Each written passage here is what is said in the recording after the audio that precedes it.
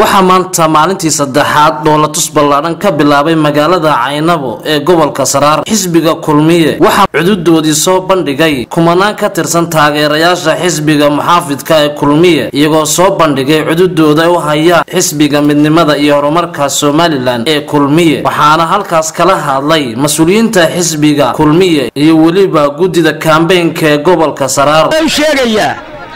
waxay noo haray hawshii 14 casho laba wiig baa inoo haray labada wiig waa in qof waliba kaarkiisa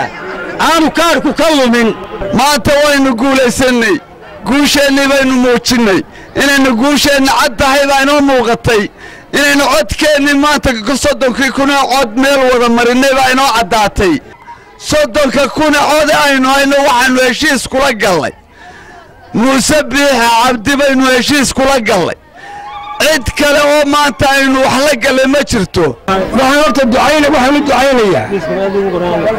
dawladdeena waxaan ugu ducayay waxqabadkooda iyo dadaalkooda iyo dhiiridooda codka Muuse Biixi soo ma siino soo codka Muuse Biixi ma siino saasaynu isku ognaa isaga dalka iyo dadka bahagaya isaga lagu aaminaya isaga madaxweynaheenii hore ina soo hagayay isaga ayuu dalka u igmaday oo ku aaminay waa aragtaan xisbigii Kulmiye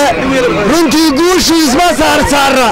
waa lagu kala guuleystay gobolkii Saraar sax waxana guuleystay Kulmiye afar qodob ay loo balan afar qodob waxay loo balana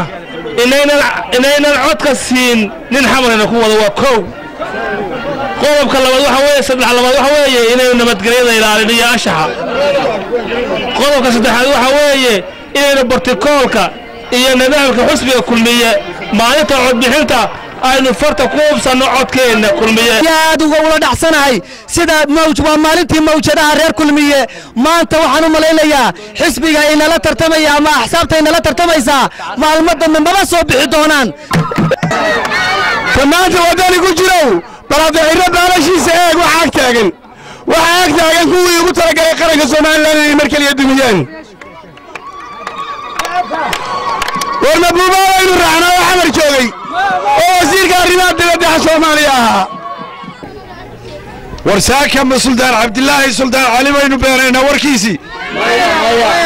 saaka madaxweyne Siilaayaynu beerayna warkiisi kuway ku faanayeen ku ballan qaadayeen inaga ahayn miyaan damirku shaqaynayn miyaynan madaxdeena iyo dadkeena miyaynan waxay gooyaan iyo waxay rag la galaan miyaanay gobonnimadu ku jirin inaga inoo gooyaan ku raacno